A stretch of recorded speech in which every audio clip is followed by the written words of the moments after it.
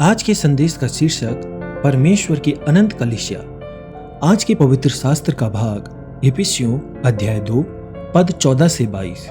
क्योंकि वही हमारा मेल है जिसने दोनों को एक कर लिया और अलग करने वाली दीवार को जो बीच में थी ढा दी, और अपने शरीर में बैर अर्थात वह व्यवस्था जिसकी आज्ञाएं विधियों की रीति पर थी मिटा दिया, कि दोनों से अपने में एक नया मनुष्य उत्पन्न करके मेल करा दे, और क्रूस पर बैर को नाश करके इसके द्वारा दोनों को एक देह बनाकर परमेश्वर से मिलाए।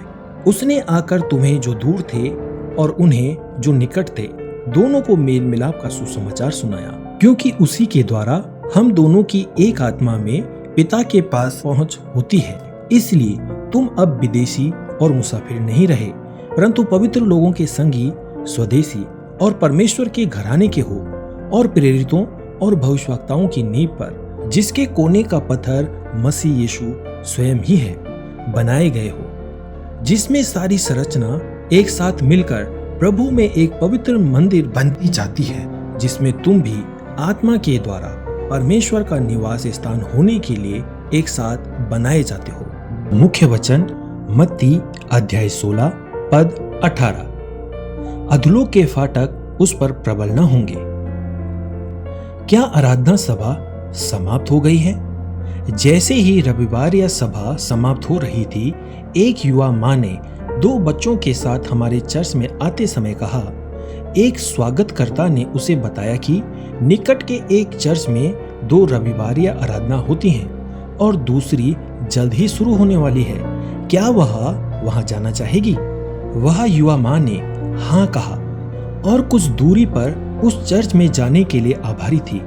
बाद में विचार करते हुए स्वागतकर्ता इस परिणाम पर पहुंचा, क्या आराधना सभा खत्म हो गई है? कभी नहीं। परमेश्वर की आराधना सभा सर्वदा चलती रहती है। चर्च एक नाजुक इमारत नहीं है।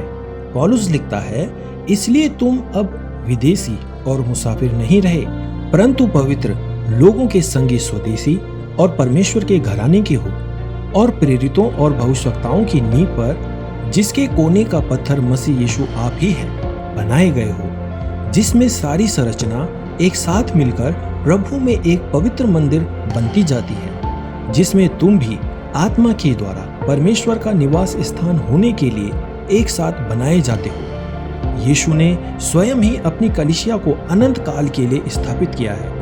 उसने घोषणा की कि चुनौतियों या मुसीबतों के बावजूद जिसका सामना कलीसिया करती है, अधोलोक के फाटक उस पर प्रबल न होंगे।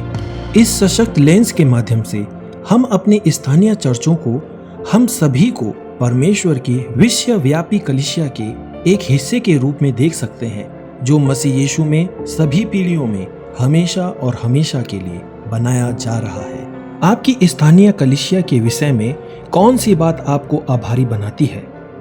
आप परमेश्वर की विश्वव्यापी कलीसिया को बढ़ाने में कैसे मदद कर सकते हैं?